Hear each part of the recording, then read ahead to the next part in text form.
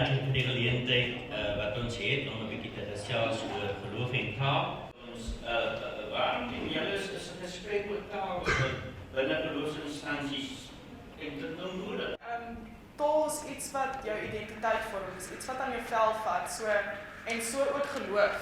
En die twee wat verweef is in mekaar, dis belangrik om te praat daaroor en eintlik te sê wat dit beteken en wat ons daarmee maak. En as ons nie gaan praat daaroor nie, gaan dit tog verlore raak op 'n sekere manier. Ja, ek dink ook dit is baie belangrik dat mense hierdie gesprekke moet hê.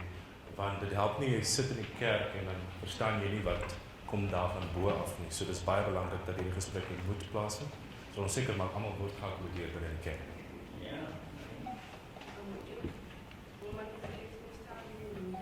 Dat het baie belangrik is om die gesprek te hê en de party sit in die massie toe, in die kerk nie en dan die dinge wat die iemand op die chef geleerd van praat nie. Nee, maar wat het daar praat julle daar in die boek? In die massie praat hulle Arabic en dan in Engels. Meer Arabisch Ja. en Engels. In Engels. En waar dat die translation doen. En ik voel dat we ook zo die Afrikaans ook kan praten. Zodat de jeugd beter kan bestaan. Zie je, Jackie? So my kerk, ons is die bron en ons die naam is Afrikaans. So jy sê ek as jy instap is Afrikaans. Maar ons hoofklasdeel is Engels. En ons selfgroep is gemaak om ook jou geloof, om die les van my weer beter te verstaan.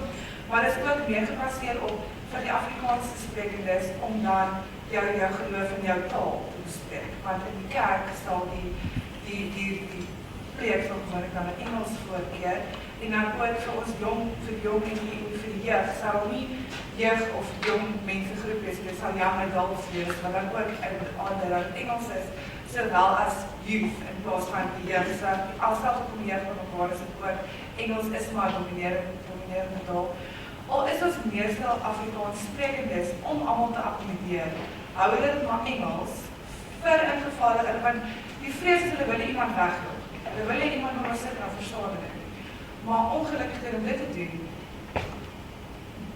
akkommodeer jy ongelukkig nie almal nie, omdat baie vir ons sit, byvoorbeeld ek met 'n groot Afrikaanse liefhebber is, ek sal graag die boodskap in Afrikaans hoor.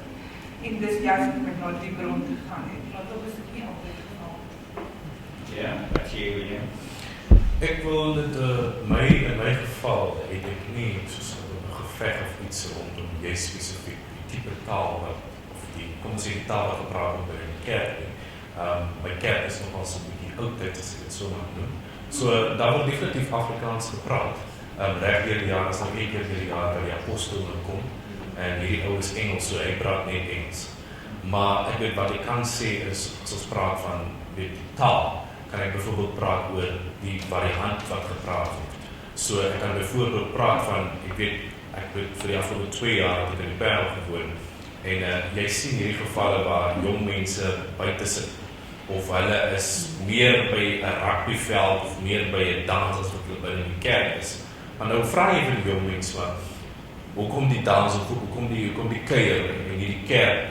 En dan sal die jong mense jou sê, maar ek verstaan die kerk, ek verstaan die jol, ek verstaan die rugby, ek verstaan die kerk. Dan vra jy spesifiek maar, hoekom die kerk? En dan gaan dit terug na byvoorbeeld die Bybel toe. So die Bybel is byvoorbeeld nou soos heeltemal in standaard Afrikaans en die prediker wat daarvoor staan, gee dit dan ook teen vir so oor in standaard Afrikaans, maar jy weet die konteks waarin jy jouself vind, die geografiese aspek waarin jy jouself vind, het jy byvoorbeeld Afrikaans sprekende persone en hulle dit pas nie by hulle gemaklik aan, hulle voel nie die woord, hulle verstaan nie die konteks nie, omdat hulle daaglikse omgangstaal is, byvoorbeeld Kaapse, dis oor mekaar praat, dis oor skerp, dis oor voet, dis oor dans, dis oor met liefde maak goed. En so dit praat nie met hulle, dit kan dan die probleem wees ook by die kerk, die type variant wat gepraat word. En ek weet maar, die prediker staan maar voor en hy praat by sy huis vir die praktyk, praat hy Kaaps.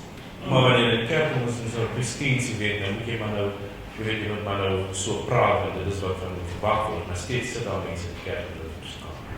Inderdaad, ek onthou van my hier daar, hoe altyd gehoor het die predikant se stem verander.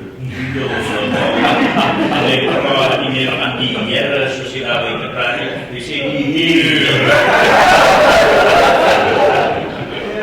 Ja, mense, Christine en predikant raak. Christine, ekskuus. Hulle leer nie meer vir ons in die fakulteit dat ons moet 'n sekere tipe Afrikaans praat nie.